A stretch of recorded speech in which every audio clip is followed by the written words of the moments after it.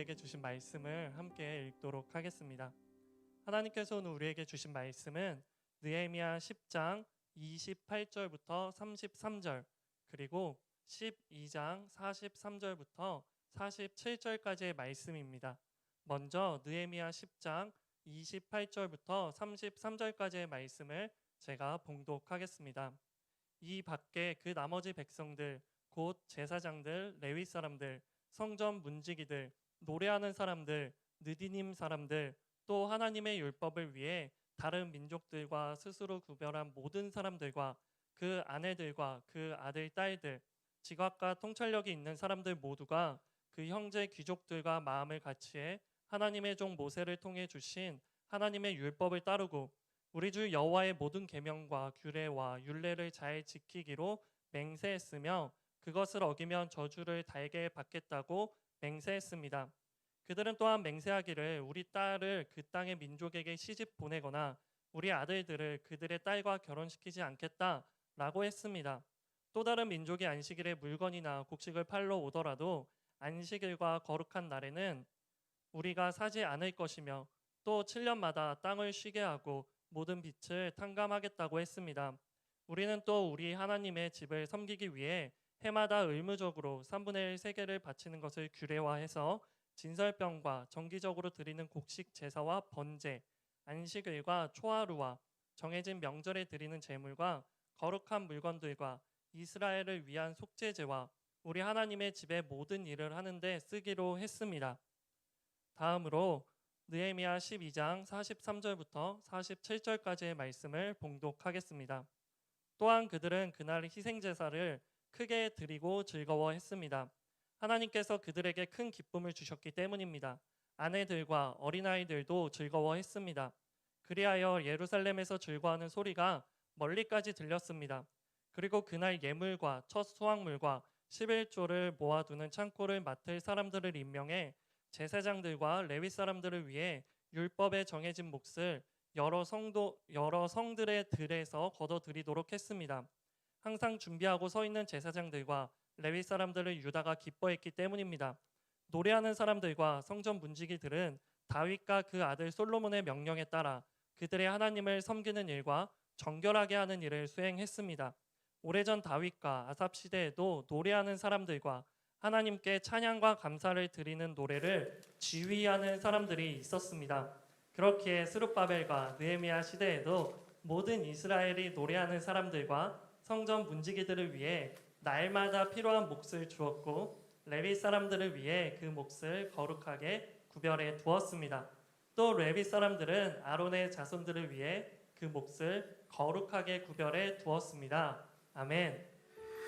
CH 플러스 예배에 함께 하시는 모든 여러분 주님의 이름으로 환영하고 축복합니다. 예배당에서 예배당 예배로 함께 하시는 분들에게도 하나님의 은혜가 가득하기를 축복하고요. 영상으로 함께하는 영상 예배자들에게도 동일한 은혜가 흘러갈 것을 믿습니다. 하나님께서 우리를 사랑하셔서 부르셨기 때문에 그 하나님의 마음으로 스스로를 축복했으면 좋겠습니다. 두 손을 가슴에 얹어주시고 저를 따라해 주시겠어요? 하나님은 나를 사랑하십니다. 그 사랑이 나를 포기하지 않으십니다. 이 시간 말씀 앞에 내 마음을 엽니다. 나는 절대로 이전과 같지 않을 것입니다. 아멘. 오늘은 담담하게 내려놓고 치열하게 붙잡으라 라는 제목을 가지고 느헤미야 시대의 기쁨 그리고 그 기쁨의 비결에 대해서 좀 살펴보는 시간을 가져보고자 합니다. 기쁨으로의 초대, 행복으로의 초청장을 받고 기뻐하는 유다 백성의 모습이 드러나는 장면이 바로 이 느헤미야 10장과 12장의 백성들을 향한 하나님의 축복인데요. 특별히 제가 느헤미야 12장 43절을 굉장히 좋아합니다. 함께 같이 읽어보았으면 좋겠습니다. 느헤미야 12장 43절입니다. 한 목소리를 읽겠습니다. 시작. 또한 그들은 그날 희생제사를 크게 드리고 즐거워했습니다. 하나님께서 그들에게 큰 기쁨을 주셨기 때문입니다. 아내들과 어린아이들도 즐거워했습니다. 그리하여 예루살렘에서 즐거워하는 소리가 멀리까지 들렸습니다. 아멘.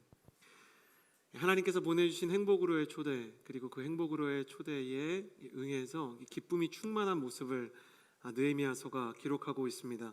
말씀을 보십시오. 몇 단계로 이 기쁨이 점점 퍼져나가는데요.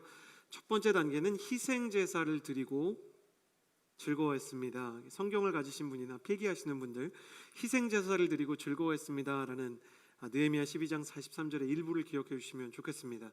저를 따라해 주시겠어요? 제사를 드리고 즐거워했습니다. 예배를 드리고 예배 이후에 그들이 굉장히 기뻤다고 합니다. 예루살렘 백성들이 느헤미야가 오기 전에도 제사를 드리지 않았던 거 아닙니다. 예배를 드리지 않았던 건 아닙니다. 그런데 느헤미야가 와서 성벽을 재건하고 그 백성들이 성벽이 재건된 이후에 예루살렘 도시가 회복되는 것을 경험하고 학자 에스라의 말씀을 듣고 거대한 이 부흥의 회개를, 사경회와 같은 이 은혜의 순간을 경험한 이후에 그들이 정말로 큰 기쁨 안에 차게 되었다 이야기하고 있는 것입니다. 그들이 예전부터 드렸던 예배는 크게 바뀐 게 없었습니다. 그러나 예배를 드리는 사람의 마음이 변했습니다. 저는 여러분의 예배도요, 기쁨으로 충만하게 되기를 주님의 이름으로 축복합니다. 여러분, 예배는 똑같은 것 같은데 예배를 드리는 사람들의 마음이 달라질 수 있습니다. 여러분의 예배 드리는 마음에 변화가 생기게 되기를 주님의 이름으로 축복합니다. 기쁘고 행복하기를 원하지 않는 분들이 많은 것 같아서 계속 축복해야 될 것 같아요. 여러분의 마음 가운데 예배가 주는 기쁨이 가득하기를 주님의 이름으로 축복합니다. 여러분의 마음 가운데 예배가 주는 행복이 가득하기를 주님의 이름으로 축복합니다. 제가 어린 시절에 저는 특출난 게 없는 학생이었어요. 특히 중학교 때, 고등학교 때 저는 공부도 그닥이었고 운동도 그럭저럭이었고 리더십도 거의 없었고, 그런데 저희 부모님은 기도를 많이 하시고 또 하나님을 향한 신앙이 뜨거운 분이었기 때문에 저를 좀 하나님의 사람으로 업그레이드 시키고 성장시키고 싶은 마음에 온누리교회로 이제 가족들이 교회를 옮기게 됐어요. 저희 집은 부천인데 온누리교회는 서울에 있잖아요. 그러니까 1시간 반 집에서부터 버스 타고 전철 타고 교회를 오는 거예요. 교회를 와서 좋았던 거는 1층에 커피숍이 있었다는 거예요. 옛날에는 이제 교회 커피숍이 있는 교회가 거의 없었기 때문에 교회 커피숍이 있다는 게 신기했어요. 과거에는 지금 목회지원실이 있는 1층 그 공간에 서점이 있었어요. 특이한 게 공부 못하는 애들이 그 책은 안 사고 읽지도 않는데 서점을 좋아해요. 그래서 거기 가서 이렇게 형광펜도 사고 거기 가서 이제 이런 책이 나왔네 이런 걸 이렇게 들춰보고 서점의 분위기를 좋아하는 거죠. 그래서 그런 허세 때문인지 어쨌든 온누리교회는 마음에 들어서 다녔어요. 그런데 반면에 제일 괴로웠던 건 뭐냐면 제가 고등부 때 만났던 친구들이 저보다 재능에서나 성품에서나 신앙에서나 뛰어난 사람들이 있었다는 거예요. 여러분, 잘생기고 공부도 잘하는데 운동도 잘하고 심지어 겸손하고 예의가 바른데 그런 친구들은 건강에 어디 하나 이상이 있어야 공평한 세상 같은데 건강에 아무 이상이 없는 그런 사람이 있더라고요. 부모님 인격적이시고 잘 배우고 신앙적으로나 인간적으로나 재능적으로나 저보다 앞서 있는 친구들이 너무 많은 거예요. 탁월한 그들의 존재 자체가 저에게 초라함의 이유가 되었죠. 예배를 드리러 가는 저의 발걸음에는 항상 머뭇거림이 묻어 있었어요. 저는 교회 가는 길이 점점 기쁘지 않았던 것 같아요. 세상에 왜 이렇게 잘난 사람이 많을까? 그리고 나는 왜 그렇지 않을까? 이런 생각이 드는 거예요. 전형적으로 사람 보면서 교회 다니고 그 사람들이 나를 딱히 어려워하는 거 아닌데도 사람 때문에 마음 어려운 그런 신앙인이었어요. 그 초라함에 지치고 지쳤었던 것 같아요. 수련회 때 뭐라고 기도했냐면 좀 웃긴 기도였는데 하나님 여기도 사람 있어요 그랬어요. 하나님 여기도 사람 있어요. 하나님 저는 뭐 이렇게 딱히 하나님 집중할 만한 주목할 만한 사람은 아니지만 그래도 여기도 사람 있어요. 그렇게 기도했던 거예요. 근데 그런 상태로 예수님을 만나게 됐는데요. 제일 큰 변화가 뭐였냐면 예배는 똑같아요. 나는 은혜 받으면 나도 잘난 사람 될 줄 알았어요. 근데 여러분 그 신앙의 비밀이 뭔지 아세요? 은혜 받아도 나보다 잘난 놈은 계속 잘난다는 거예요. 나는 그 자리에 있어요. 근데 뭐가 바뀌었냐면 더 이상 사람 보면서 교회 다니지 않고 그냥 하나님을 좋아하는 법을 조금씩 배우게 되었어요. 변하는 게 별로 없는 것 같은데 제일 크게 변한 게 뭐였냐면 저는 교회에서 찬양하는 것도 좋고 커피숍 다니는 것도 좋고 교회 친구들도 좋은 사람 많다 이렇게 생각했는데 제가 굉장히 괴로워했던 게 뭐였냐면 설교가 시작되면 정말 이겨내려고 하는데 이렇게 졸렸어요. 여러분 제가 비밀을 알려드릴게요. 원래 설교는 재미가 하나도 없습니다. 그게 정상입니다. 설교할 때 주무시는 분들 하나님이 사랑하시는 분들입니다. 그분들은 이상한 게 아닙니다. 정상인입니다. 근데 수련회에서 은혜 받고 난 뒤로 이상하게 설교가 들리기 시작하는 거예요. 하영조 목사님 설교도 들리고 우리 고등부 목사님 설교도 들리고 우리 고등부 목사님에게 굉장히 큰 비밀이 있었는데 지금도 온누리교회에 계시는 목사님이세요. 근데 정말 노잼이었어요. 재미가 하나도 없으세요.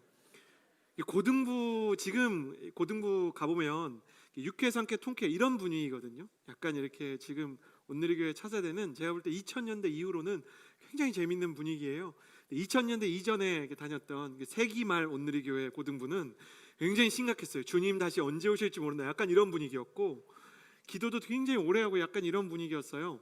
목사님이 하셨던 개그를 제가 잊지 않고 있는데 성경에서 제일 어린데 지도자가 된 사람이 누군지 아세요? 느부갓네살 뭐 이 정도였어요. 그러니까 그런 얘기하니까 뒤에서 멘토님이 웃으셨어요. 역시 믿음이 있고 성령이 충만하면 웃을 수 있는 거죠. 제가 이 얘기 왜 했냐면 하나도 웃기지 않은데 느부갓네살 듣고 제가 웃을 사람이 아닌데 그게 재미가 있는 거예요. 그 재미가 있는 거 절반, 우리 목사님이 말씀하시기 때문에 응원하고 싶은 마음 절반. 목사님이 웃긴 얘기 했는데 아무도 안 웃으면 왠지 내가 미안하잖아요. 그러니까 막 웃으면서 목사님 응원했던 그런 시간이 있어요. 설교가 재밌기 시작했어요. 설교 노트를 처음으로 마련해서 고등학생인데 설교 노트를 펜으로 적기 시작했어요. 설교는 원래 재미가 없는데 설교 시간이 재밌기 시작하면 비정상적인 은혜가 찾아온 거예요.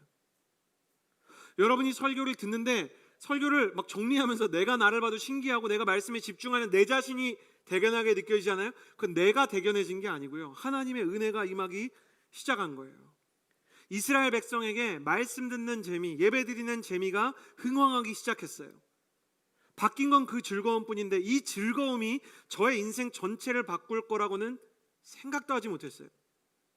사람이 긍정적이어지고요. 예배를 드리고 너무 이렇게 울어가지고 사람이 너무 좋으면 이게 은혜를 받아가지고 눈물 흘리는 거 있잖아요. 그 서빙고 온누리교회에서 서빙고역까지 이렇게 걸어가는데 거기 있는 가로등이 다 번져 보여요. 너무 눈물이 나니까. 알지도 못하는데 그 신동아 아파트한테 얼마나 축복 기도를 했는지 몰라요. 저기 1층에 누가 사는지 모르지만 예수 믿게 해주십시오. 저기 5층에 아직도 불 켜져 있는데 하나님 아버지 말씀의 등불이 꺼지지 않는 집 되게 해주십시오. 혹시 신동아 아파트에서 오늘 오신 분들이 있다면 그때 기도 받으신 분들이 있을지 몰라요. 그렇게 기쁘고 즐겁고 기도를 했어요.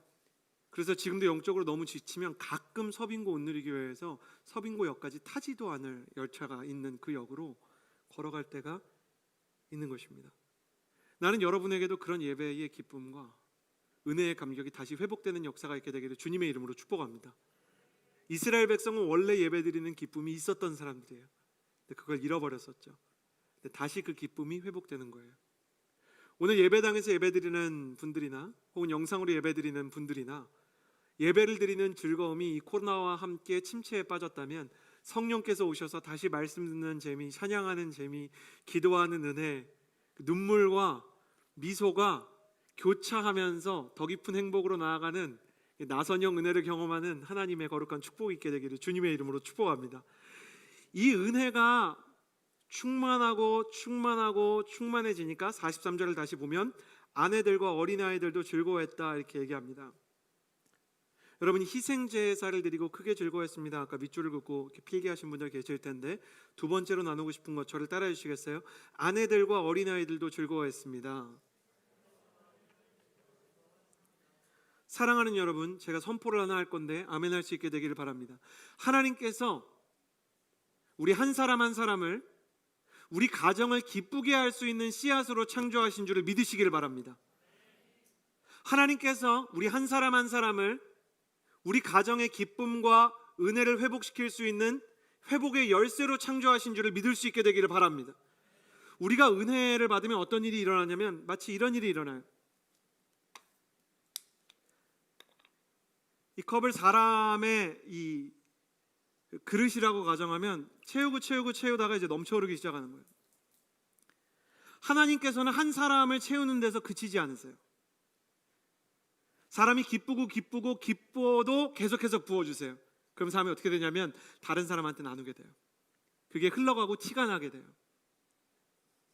미술관역 동물원에 사람이 숨길 수 없는 게 세 가지 있다 그래요. 가난과 기침과 사랑. 영적인 세계도 마찬가지예요. 영적인 아픔도 숨길 수 없어요. 영적인 침체도 숨길 수 없어요. 그런데 영적인 감사와 기쁨도 숨길 수 없는 거예요. 근데 하나님께서 그 마음 가운데 감사와 기쁨을 부어주시면 제일 먼저 느끼게 되는 사람들이 가족들이라는 거예요. 여러분, 당신은 당신의 가족들을 기쁘게 할 수 있는 존재로 창조되었다는 사실을 믿을 수 있게 되기를 바랍니다. 그래서 여러분의 부모님을 변화시킬 수 있고, 여러분의 가정을 예배의 처소로 만들어갈 수 있고, 여러분의 인생 가운데 흘러넘치게 하는 하나님의 은혜를 그 증거로 살아가는 사람이 될 수 있다는 것입니다. 저는 여러분의 기쁨이 다른 사람들에게도 흘러갈 때까지 넘쳐 흐르는 하나님의 은혜를 이 청년기에 꼭 경험하게 되기를 주님의 이름으로 축복합니다. 그래서 저 인간은 정말 안 바뀐다. 내 남편, 내 아내, 내 남자친구, 내 여자친구에 대해서 인간적으로 내 상식과 이성과 경험의 세계를 볼 때는 변화의 클루가 단서가 보이지 않지만 주님께서 하실 수 있다는 믿음이 회복됐으면 좋겠습니다. 43절을 계속 보면 예루살렘에서 즐거워하는 소리가 멀리까지 들렸다 이렇게 얘기합니다. 이 기쁨이 가족뿐만 아니라 세상에도 흘러가게 된다는 것입니다. 여러분의 주변 사람들이 다 알게 되는 때가 있기를 원하게 된다는 것입니다. 저는 그래서 어떻게 하면 이 기쁨을 조금 이렇게 상징적으로 만들 수 있을까 이렇게 생각했는데, 저희 딸이 오늘 아침에 교회 가는데 오빠한테 막 일어나라 그러는 거예요. 오빠 일어나. 제 때는 아침 체력이 좋아서 늘 6시 한 반쯤만 되면 일어나거든요. 나중에 홀리스타 스텝 섬길 건가 봐요. 그래서 늘 이렇게 오빠 일어나. 오빠 왜 그래? 왜? 저 연준이 좀 늦잠 자거든요. 연준이는 저녁에 기분이 좋으는데 막 흔들더니 오빠 일어나. 오늘 교회 가는 날이잖아.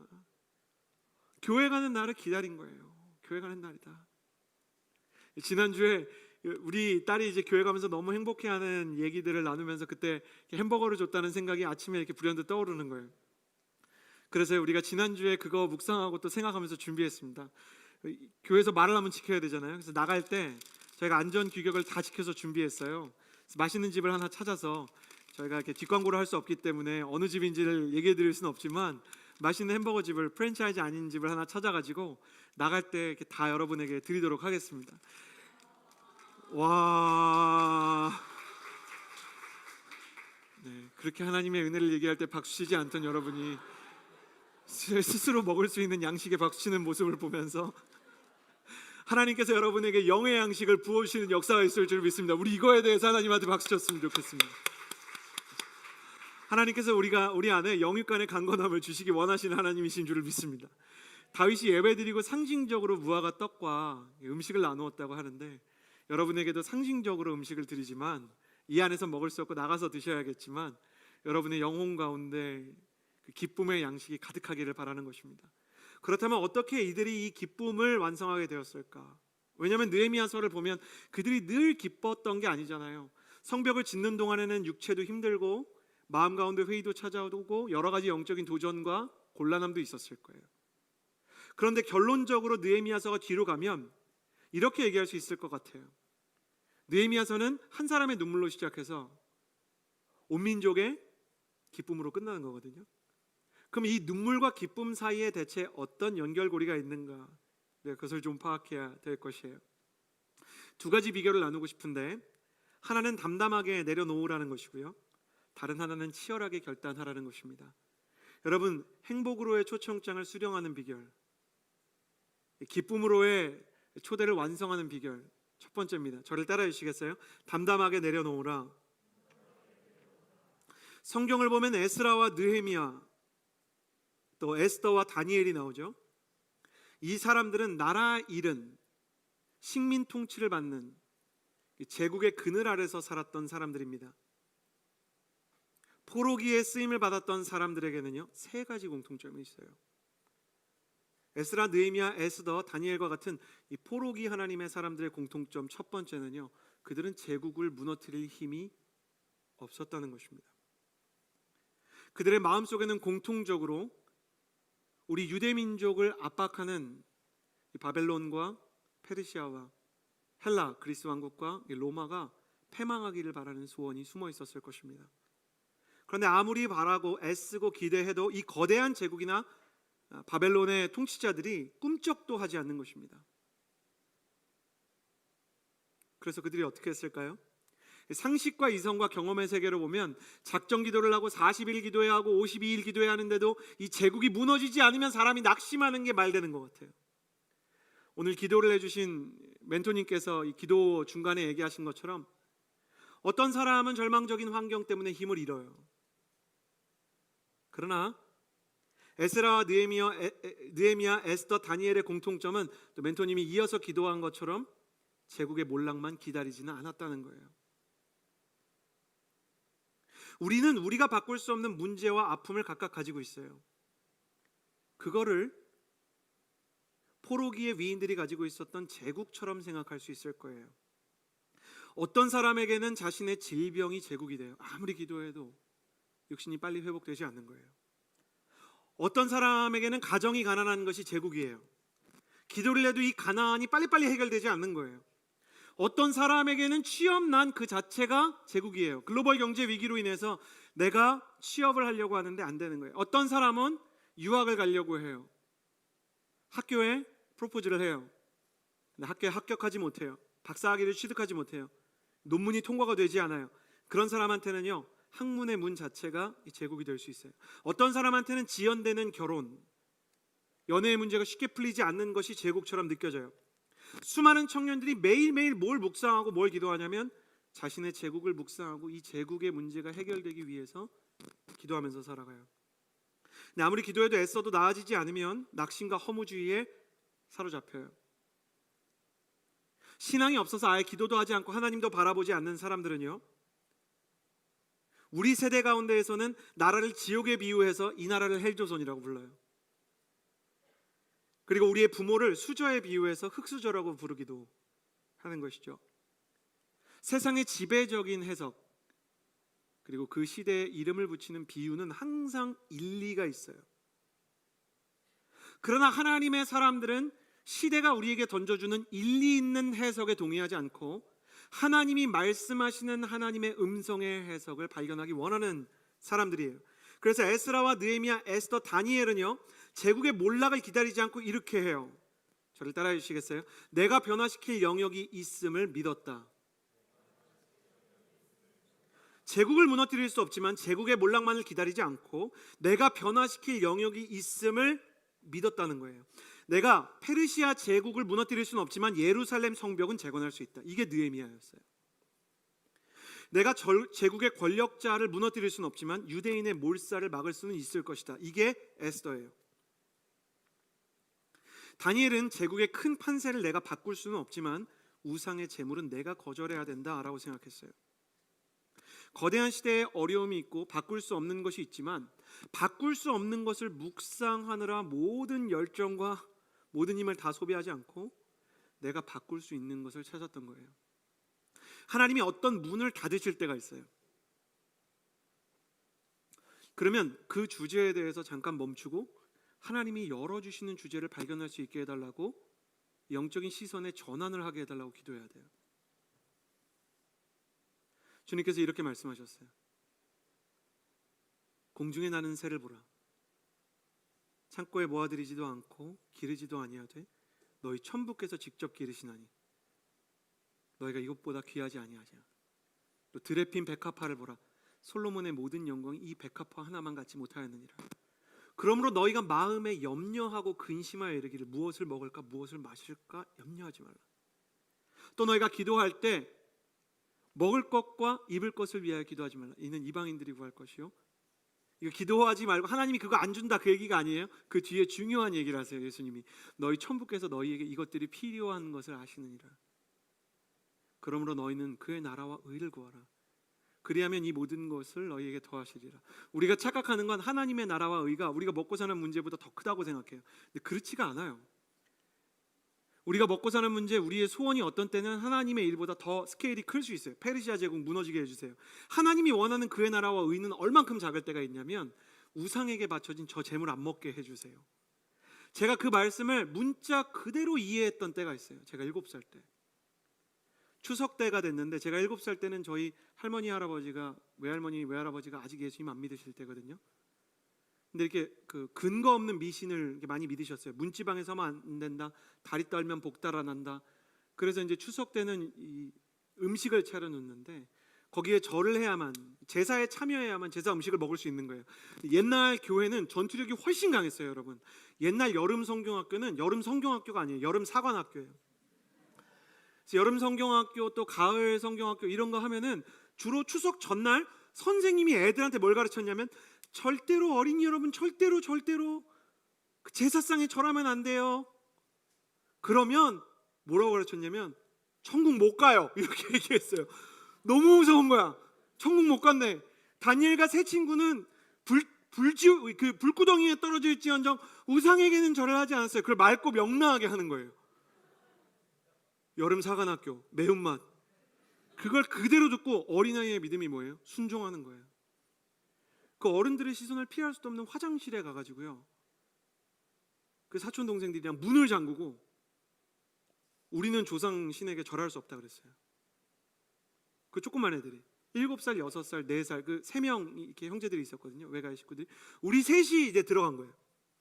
그리고 사실 이 작전엔 비밀이 있었는데 각각의 엄마들, 외할머니, 외할아버지는 교회를 안 다녔지만 그 밑에 이모, 삼촌은 다 교회 다녔거든요.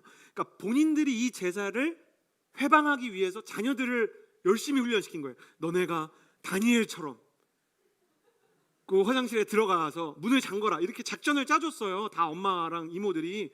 그 궁금했죠. 저는 나름 지혜로웠기 때문에 엄마 아빠는 왜 안 들어가냐 그랬더니 원래 다니엘은 소년이라고 그러는 거예요. 원래 다니엘은 우리처럼 어른이 아니었다는 거예요. 자식 없는 소년들이라는 거예요. 그래가지고 우리가 우리의 사명이구나 이렇게 생각하고 이거를 문을 잠그는데 할아버지가 화가 나서 열쇠로 이거를 열려 그러는데 문고리를 붙잡고 안 열어주는 거예요. 이 똑딱이 이 잠금 장치를 안 푸는 거예요. 우리가 외할아버지는 머리끝까지 화가 나는데 손주들이 예쁘니까 결국 그 제사가 파토가 나는 거예요. 그냥 하나님의 뜻을 따르겠다고 그냥 그거를 회방하는 거예요. 여러분 상식적으로 생각을 해보세요. 그런다고 외할아버지가 예수님 믿어요? 애가 그런다고? 아니 외할아버지가 7살짜리 외손주가 제사 거부한다고 예수님 믿냐고요. 그거 진짜 무모하고 관계 어려워지고 소득도 없고 지혜도 없는 일처럼 보이지 않습니까? 근데 놀라운 일이 일어나요. 외할머니 외할아버지가 고집이 정말 이게 황소고집 같으셨는데 조금씩 자녀들과 손자들에게 녹기 시작하는 거예요. 뺨을 맞으면서도 이모 삼촌 어머니 막 냉수를 맞으면서도 예수님 믿으셔야 된다. 심지어 저희 어머니는 아버지의 발을 붙잡고 이 죄인을 용서해달라 그랬다가 자기 아버지 죄인이라고 예수님 어머니 이 죄인을 불쌍히 여겨달라 그랬다가 저희 외할아버지가 정말 때리지 못하고 저희 어머니가 예수님 믿어서 무슨 이단 단체에 세뇌된 사람이라고 생각해서 막 긍휼해서 내가 어떻게 해줘야 교회 안 나게 하겠냐 뭐 이런 일도 있었고 저는 어릴 때부터 외할아버지 이제 나이 드신 어르신들한테 절대 해서는 안 되는 게 인생의 결말 얘기잖아요. 근데 그러는 거예요. 외할아버지 이렇게 계속 사시면 지옥 가요. 계속 배운 대로. 그리고 그렇게 복음을 전하라 그랬어요. 그때는 여름 사관학교에서 예수님을 믿어야만 구원받는다. 그래서 애들인데도 살벌했어요. 한 번 죽는 것은 정한 것이요 그 뒤에는 심판이 있다 그랬어요. 그런다고 외할아버지 마음이 녹아요? 근데 녹는다는 거예요. 결국 외할아버지 외할머니가 예수님을 믿으셨어요. 외할머니가 지금도 그 얘기 가끔 하세요.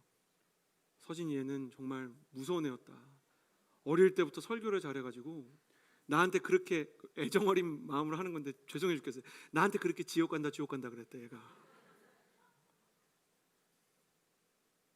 어린아이 수준에서 할 수 있는 일을 그냥 하는 거예요. 여러분 생각해보면 세계사적으로 예루살렘의 성벽 짓는 게 뭐가 그렇게 대단합니까? 만리장성도 있는데요. 이 성벽 짓고 에스라가 성전 지은 게 뭐 이렇게 대단한 일이에요. 바벨론은 세상의 7대 불가사의 중에 하나인 공중정원을 지었어요. 근데 대단하지도 않은 일이 왜 중요한가?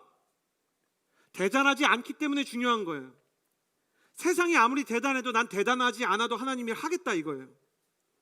사랑하는 여러분, 이 시대의 청년 크리스천들 중에 많은 사람들이 내가 감당할 수 없는 일만 계속 생각해요. 그리고 그 일을 핑계 삼아서 내가 변화시킬 수 있는 일도 할 수 없는 사람처럼 스스로를 속입니다. 맨날 이렇게 얘기해요. 아무 일도 할 수 없었습니다. 여름 성경학교에서 제사상을 부정하는 어린이의 마음만큼도 없이 난 아무것도 할 수 없다고 자꾸 할 수 없는 핑계만 찾는 거예요.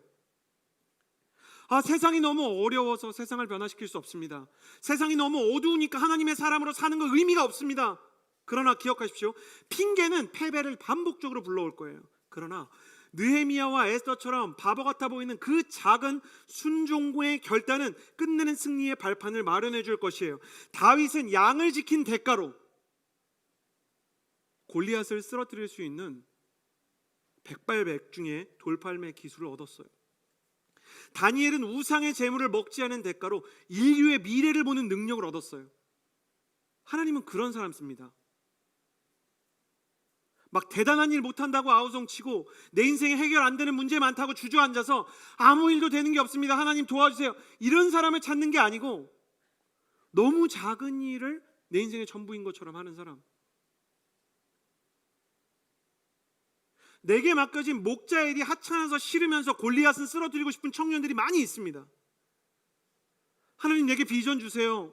나라를 구하고 세상을 변화시킬 수 있는, 이 세상의 경제계에서 영향력을 발휘할 수 있는 사람 되게 해주세요. 근데 커피 타고 복사하는 건 싫어요. 하나님, 나한테 다니엘처럼 예언의 은사와 하나님의 음성을 듣는 영적인 통로를 열어주세요. 근데 오늘 기도하긴 싫어요. 누워서 감 떨어지기를 바라면서 언제 저 제국 무너지나, 이게 우리의 신앙의 본질은 아니라는 거예요. 하나님은 어이없게 계란으로 바위 치는 사람을 찾으세요. 그 계란으로 바위 치는 사람 하나님이 보고 계시다가 하나님의 손으로 바위 쳐주십니다. 끝내 제국은 누가 무너뜨립니까? 하나님이 무너뜨리세요. 끝내 그 문제는 누가 해결하십니까? 그 질병, 그 가난, 그 결혼 문제, 그 취업 문제, 내 힘으로 해결할 수 없는 그 문제는 하나님이 일하시는데, 하나님 일 고민하지 말고 여러분 일 고민하세요. 하나님의 일은 하나님이 하시게 두고 여러분은 여러분 일 하시라고요. 하나님 일 고민하면서 이거 내 힘으로 못하겠습니다, 그리고 내일도 안 하겠다고 얘기하지 말고, 바꿀 수 없는 제국만 매일매일 묵상하면서 아무것도 변화시킬 수 없다고 스스로 합리화시키는 그 거짓말 여러분도 알고 있어요. 거기서 벗어나세요. 하나님께서 내게 주신 작은 순종의 기회를 붙잡으면 여러분의 인생에도 끝내는 기쁨이 찾아올 것입니다. 이거 해서 뭐하냐? 그 일이 이거 하길 잘했다라는 영혼의 간증으로 여러분의 인생을 이끌어 줄 것입니다. 그러므로 사랑하는 여러분, 사소한 순종에 목숨 거는, 사소한데 목숨 거는 하나님의 사람 되시기를 주님의 이름으로 축복합니다. 두 번째, 그래서 치열하게 결단하십시오. 28절과 29절의 말씀을 보면 이스라엘 백성이 여호와의 모든 계명과 규례와 율례를 잘 지키기로 맹세했다는 것입니다. 저를 따라해 주시겠어요? 치열하게 결단하라. 예루살렘 성벽의 재건의 역사를 보면 그들은 정말로 차갑게 식은 가슴으로 수십 년을 살아온 사람들이라는 것을 알 수 있습니다. 성벽을 재건하려고 하면 공격을 받고, 또 재건하려고 하면 공격을 받고, 시도하면 실패하고, 시도하면 실패하고, 실패를 반복하는 역사. 실패가 사람을 무릎 꿇게 하는 것이 아니라 실패의 반복이 사람을 무릎 꿇게 하죠. 큰 문제가 사람을 무너뜨리는 것이 아니라 작은 문제라도 오랫동안 짊어지고 살면 그 시간에 의해서 사람이 무너지게 돼요. 차갑게 식어버린 예배자의 가슴을 여러분도 알고 계시지 않습니까? 예배는 드리러 가는데 기쁨이 없어요. 기도는 하러 가는데 응답에 대한 소망이 없어요. 한 번 어려움이 찾아올 땐 견뎌보았지만 어려움이 반복되는 시간이 길어지면 하나님을 향한 소망과 믿음이 다 흔들리는 거예요. 중요한 건 뭐냐면 하나님께서 실패로 차갑게 식어서 지친 예배자들을 버리지 않았다는 거예요. 예루살렘을 좀, 이게 영해이긴 하지만 예루살렘을 영적으로 해석하면 예배자들의 모임이라고 할 수 있어요. 성벽이 무너졌는데도 그 자리를 지켰어요. 하나님은요, 영적으로 침체인데도 불구하고 오늘 예배드리는 사람을 잊지 않으세요. 그 사람은 하나님 앞에서 소중한 사람이에요. 우리는 착각을 해요. 뜨겁게 예배드리는 사람 하나님이 사랑한다. 맞는 말인데 뜨겁게 예배드리는 사람만 하나님이 사랑하는 건 아니에요. 지치고 차갑게 식어있는 하나님의 사람에게는 하나님이 어떤 일을 하시냐면 느헤미야와 같이 뜨거운 하나님의 사람을 보내주시는 거예요. 하나님의 선물은 성령 충만한 동역자 한 사람이에요. 전 다니엘서를 보면 너무너무 감동인 게, 다니엘에게 아무것도 없었는데 하나님이 처음 주신 선물은 다른 게 아니고 은사도 아니고 지혜도 아니고 총리의 자리도 아니고 새 친구였어요. 교회에서 영적인 친구를 만난다는 것은 가장 큰 축복이 시작됐다는 걸 의미하는 거예요. 느헤미야가 예루살렘 땅을 찾아왔을 때 모든 게 바뀌기 시작했어요. 이 사람이 너무 뜨거운 거예요. 너무 뜨겁고 성령에 충만하고 기도 충만하니까 사람들이 다시 성벽을 쌓아보자 이렇게 결정을 했어요.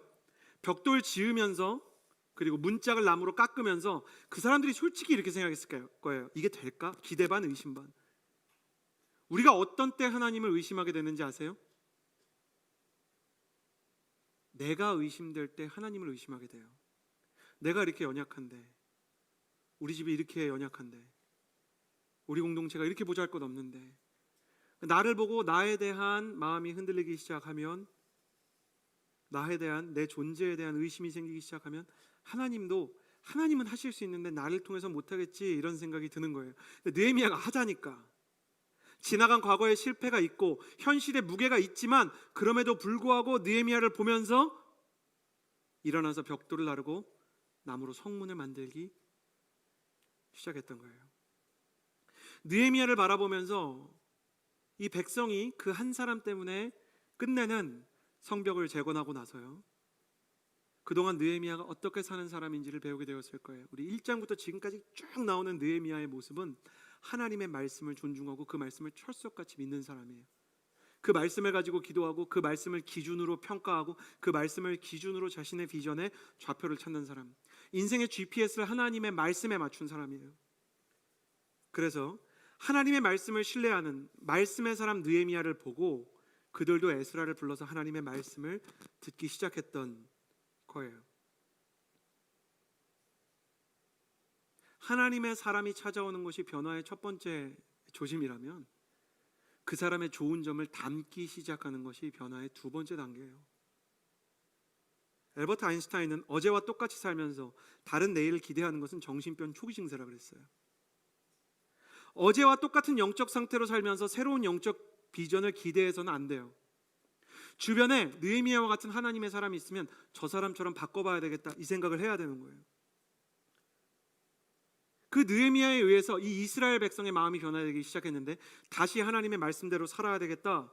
그래가지고 이 사람들이 말씀을 읽고요, 제가 처음부터 여름 성경학교, 여름 사관학교 이야기했던 게 있어요. 그냥 너무 쉬운 거 두 가지 결단합니다. 30절 말씀을 보면 이방인들이랑 결혼하지 않겠습니다. 이거는요 유대 사람들이면 그냥 다 아는 거예요. 그러니까 어느 정도 수준이냐면 크리스천 청년이라면 점집 가면 안 된다 뭐 이 정도 수준이에요. 근데 그걸 결단하고 편만하게 이런 일이 있었기 때문에 그걸 결단했을 때 하나님께서 그들의 공동체에 축복을 주시기 시작하는 거예요. 자, 여러분은 하나님과 당신을 멀어지게 하는 사람과 떨어지려고 합니까? 세상에는 하나님과는 떨어지게 하는데 나한테는 재미를 주고 위로를 주는 사람들이 많이 있어요. 내 마음을 따뜻하게 해주고 내 마음을 흡족하게 해주는 사람들이 많이 있어요. 근데 그 사람들이랑 어울리면 어울릴수록 하나님과는 멀어지는 사람들이 있죠.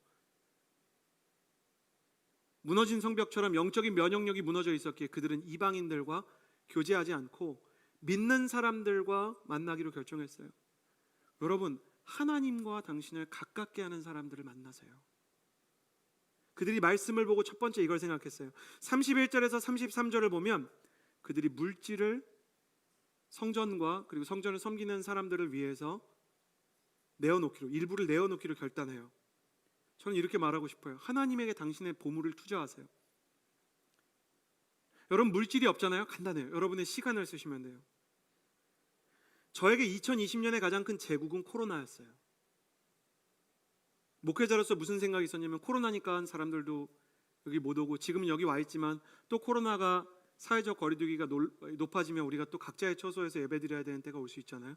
여러분 잘 모르시죠? 여러분 없는데 설교하면 너무너무 이상한 느낌이에요.